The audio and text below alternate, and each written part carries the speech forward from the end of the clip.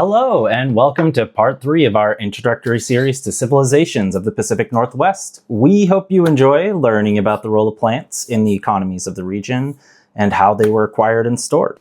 Plants were also a very key part to economies throughout the Pacific Northwest, both in terms of providing a lot of dietary calories and for use as surplus to finance other activities. So what were the key plants?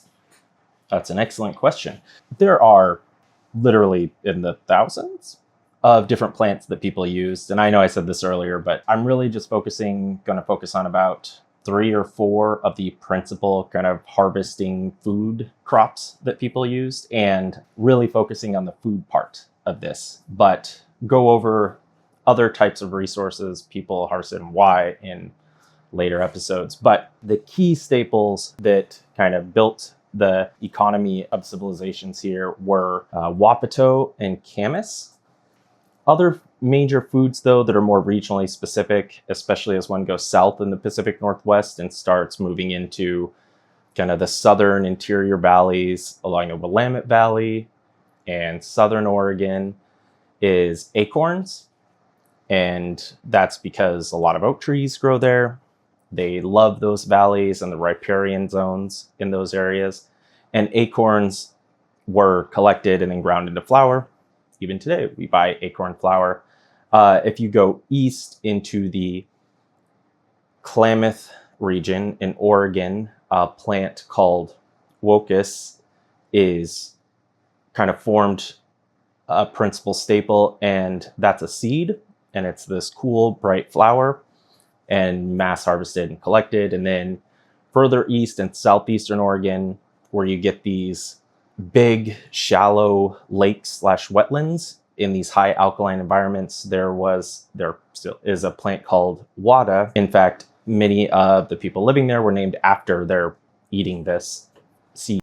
So now let's talk a little bit more about wapato. It is a plant that loves living in permanently inundated, shallow, slow-moving waters. It's a lot of swamps or kind of wetlands and back channels of rivers and sloughs and things like that grow a lot of wapato. And it has that bulb that grows, so you pop it out from under the water as it gets ripe, and then that bulb is what you process and eat. In a similar way, camas is that little bulb that you dig out and cook. But camas likes to be in meadows that are usually, they can be inundated for parts of the year, but they like meadows that have kind of a seasonal inundation. Maybe they get really wet or mucky, maybe even be like a shallow lake or wetland for part of the year. But during the summer, it's very dry and sunny. So where you lived, obviously, if you don't live near some of these environments, you won't have access to some of these foods.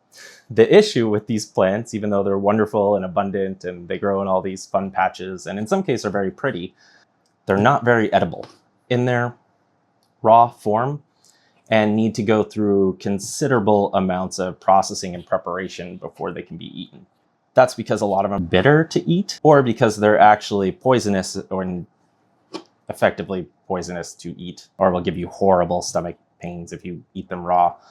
That's not true in literally every case, but for the most part, you need to process these things and leach out these acids and tannins, poisons, whatever they are. And you do this through a process of cooking. And it's also really important. You can't really turn it into flour until they're processed and not poisonous either. So the way you do this is you cook them in an oven. And this could take, depending on the particular subspecies or, I don't know, just so many variables. You would put them in an oven for 1 to 3 days to cook, and this would leach out that bad stuff. It would also have the added benefit of kind of drying them out and making them easier to pound and mash and turn into cakes, kind of like I talked about with the salmon fish. Because you didn't really have electric ovens, or huge industrial processing facilities, you had to create your own ovens. This was done by creating what's called an earthen oven. And this is again, fairly descriptive term that you dig a big hole in the ground and then you fill it with layers of leaves heating elements and the plants that you're trying to cook, and then you cap it with dirt. You let it cook for a couple of days, what have you. And then one of the benefits of using an earthen oven as opposed to even a modern electric oven, what I've heard anecdotally from people who have done this, is that the earth really helps leach out a lot of this and improve the flavor. So even if you did have modern electric ovens, they just don't get out the bitter flavor very well, even if these foods are no longer poisonous. So I hear you asking, if there's no gas or electricity or anything else, how exactly are these ovens being heated? And you may have also noticed that I have added large rocks to my table here, to our lab table. And that's because the rocks are the heating element for these ovens. What would happen is you would build a fire. You would put these nice, dense, heavy rocks, which I just got from my yard, and you would put them in the fire until they heated up. And the nice thing about these really dense, heavy rocks is that even though they require a lot of energy to heat, they retain that heat really well. So once you heat them up, you grab them with your bare hands, because people were super tough back then. No, you'd make tongs. Then you put them in the bottom of this earthen pit. And then you would place leaves and what have you, like I said, on top of them, and then the food. The purpose of the leaves is, one, to create steam, which helps cook, but also they keep it from sitting directly on the heating element so it doesn't burn. That's that, and that's how you heat them. The issue with this is that, well, the process is pretty straightforward. If you haven't done it, it can be sort of hard to really comprehend the amount of work that goes into creating these ovens, and especially the raw materials that you need to create these heating elements and whatnot.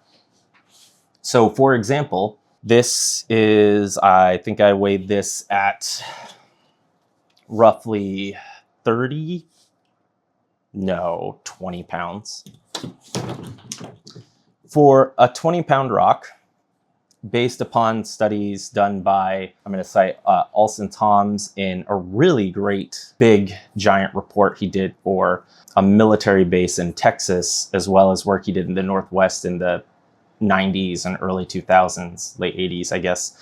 On average, it takes about 1 pound of wood to heat 1 pound of rock. And this adds up really fast because you need a lot of rocks to cook the amount of food it takes to feed hundreds of people for months.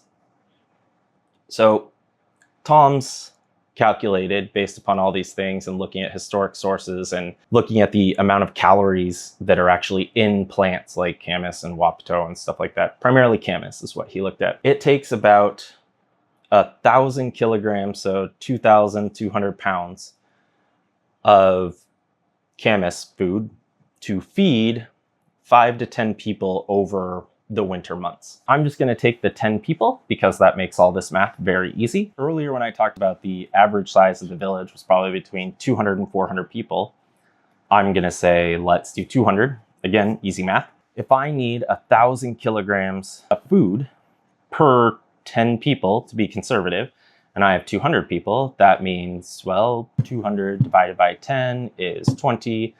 And 20 times 1,000 kilograms of food is 20,000. So to make 20,000 kilograms of food, experimental studies where people have actually recreated these ovens and cooked them showed that it takes about 300 kilograms, so 600 pounds of rock like this, about 900 to 1,000 pounds of wood to cook 1,000 kilograms of food.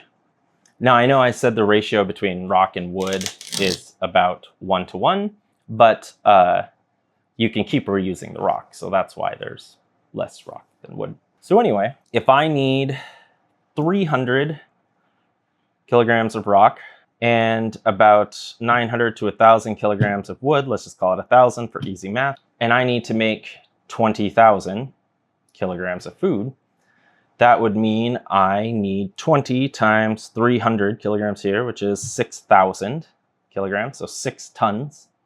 And then I need 1,000 kilograms of wood times 20, so another 20,000 kilograms or 20 tons of wood to cook like 20,000 kilograms of food, for a total of 24 to 26 tons of raw material needs to be transported on site to cook the other 20 tons of food that I'm cooking for a small village. 200 people would be on the very low end of average for the Pacific Northwest village size. And as you can see, this starts adding up incredibly fast. And if this weighs 20 pounds or 9 kilograms, and I need 6,000 kilograms of this, then you can start just imagining how much work it would take to carry all this stuff. And as you use them, they don't stay whole. So as rocks get heated and cool down, they fracture. And the more they fracture, the less they retain heat because of surface area to volume kind of thing. And so after each use, each 1 or 2 uses in an oven, they'll crack in half. So after 4 or 5 cracks, you no longer have efficient heating elements and need to replace these. And so every year you're looking at having to transport that amount of raw material to where you're cooking. And I'm going to go into the specifics and the really interesting ways that people could have solved these problems in different episodes. But what I want to impress on you at this point is that this is a massive undertaking that has never, at least to my knowledge, almost never been robustly studied. Especially the actual process of cooking has been studied in lots and lots of detail, but understanding the process by which people actually brought in all these rocks and wood to cook this stuff and how they manage the logistics of that has never been studied in any detail, and remains to this day probably one of the most interesting topics in thinking about the evolution and change of labor dynamics within the Pacific Northwest through time. Unlike fish, rocks and trees and plants don't run away very much.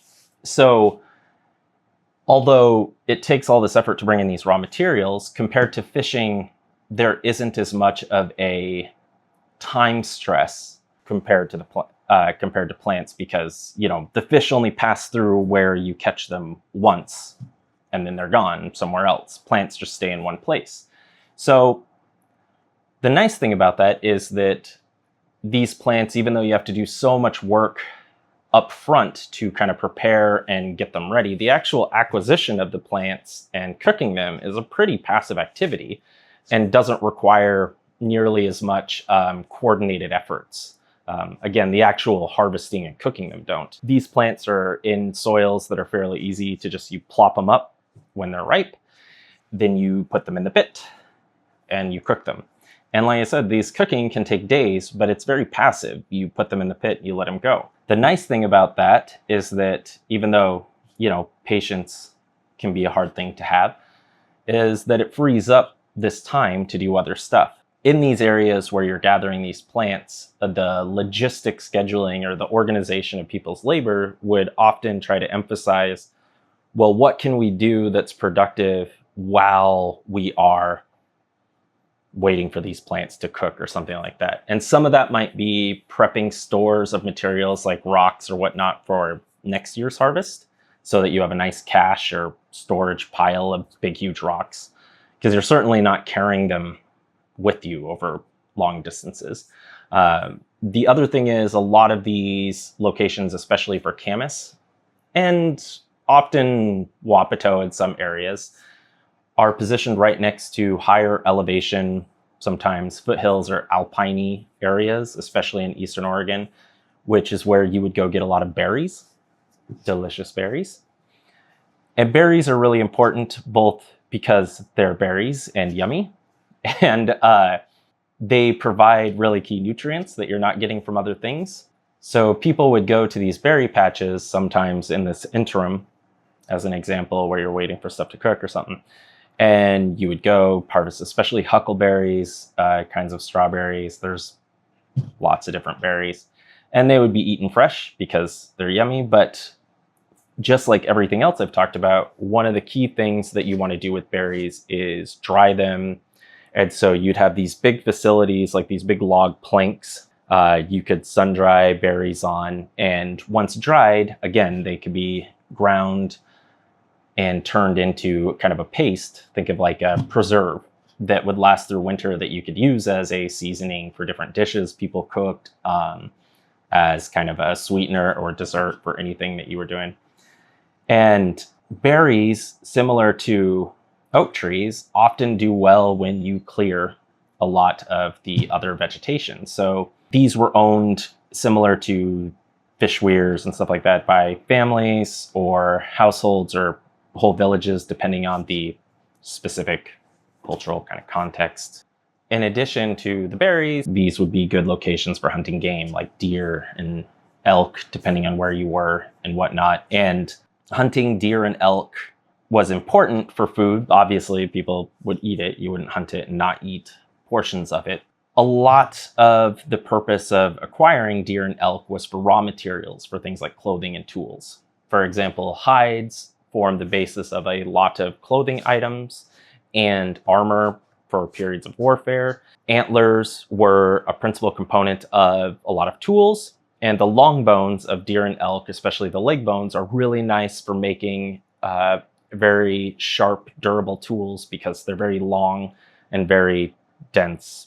These were really useful for making things for needles, for sewing clothing together, or punches, or fine engraving tools, even projectile points. And there's enormous, every tool you could imagine had some sort of antler and bone variant. Because of that, a lot of hunting was done passively to maximize efficiency. Because if any of you have gone hunting with the bow and arrow as a single person or as an individual, the encounter rate can be unpredictable, and you're really trying to maximize your return on investment. So as opposed to a lot of other areas surrounding the Pacific Northwest, hunting with a bow and arrow probably formed a fairly marginal activity. Instead, most hunting was probably done using pitfalls on game trails and various other kinds of traps. And your excursions to go out hunting would be kind of opportunistic. If we see something, we shoot it. But a lot of it was formed around the basis of creating a route through which you would check your traps up in these kind of far areas where game would be. And in these locations, you would often see hunting, the equivalent of hunting cabins or something like that, that would be set up centrally around these traps so that people had a place to go, because you might have to walk or travel days at a time away from your place of residence while checking these. And so it gave you a place to go and kind of cache materials that you would need, or backup tools or supplies if weather got unpredictably bad, and also gave you a secure place to do some field butchering and processing of any animals that were captured. And as winter approached again, the amount of harvestable plants goes away, so you don't need to be out at all these plant sites, and it gets more difficult to catch game because the conditions are bad, and it starts getting really difficult to travel in a lot of the Pacific Northwest when winter starts setting on. So you would kind of settle down and be like, all right, well, now I don't have a lot of this resource acquisition stuff to do. So people would return to the village for the winter. Again, why it's called the winter village, but for the whole year, people were there, and you would return to your winter village from your job all the time. So what did they do now that it's time to kind of kick back and just relax and have your winter break? Well, sort of, actually, because winter was time when most of the festivities and holidays and things like that were taking place for civilizations here. You'd see a lot of social gatherings, a lot of celebrations, a lot of public kind of equivalents of plays and storytelling, dances, a lot of dramas and retelling of histories would be going on during this time. And there's various levels of these. Some were quite intended to be full public spectacles where a whole village or even people visiting from another village would all gather either in the wealthiest person's biggest house or public structures built for the purpose of this. Or in a lot of times, depending on the context and what information is being passed down, a lot of teaching of history and laws and skills were done in private because knowledge of histories and the ability to tell these histories in many parts of the Northwest was restricted to certain people, and to tell them outside of their appropriate context or even to know of these histories without being an approved individual was taboo and quite a big deal. People did all these kind of holiday stuff. There was lots of feasting, you know, I got all this food. And additionally, you would spend this time prepping for the next year's resource acquisition. So this is the time when you don't need them, that you are building all your tools and repairing and maintaining all the tools that you had, prepping supplies so that when you actually need to go and do the fishing and the plant gathering and all this stuff, you aren't encumbered by, oh gosh, I really need these tools. I better sit here and make them while the fish swim by me. And so you would use this wintertime to kind of prep and move on so that you would be ready for that. But even though all I've talked about is food and people getting all this food and really stressed that people put in a huge amount of work to increase the efficiency of their resource production and acquisition by strategically organizing labor, by spending all this time to prep to make sure that they could hit straight into their assembly line production and labor segmentation roles and whatnot so that you could maximize production over the shortest period of time. This would understandably give you the impression that it was an enormous amount of work for people to feed themselves, and that you had to spend all year working your butt off to make sure that you had just enough food to get through the winter, and then you would repeat that process. And that's just not true. Well, all the parts about really caring about increasing the efficiency of production and whatnot, things like that, are very true. But the generation of an amount of food needed to supply the group of people through the winter was not a particularly onerous endeavor.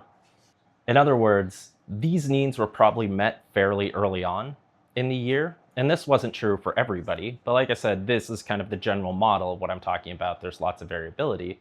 But some modes of labor organization throughout the Pacific Northwest, even across pretty short distances of different cultures, were wildly more efficient than others. But both fed themselves just fine over the winter.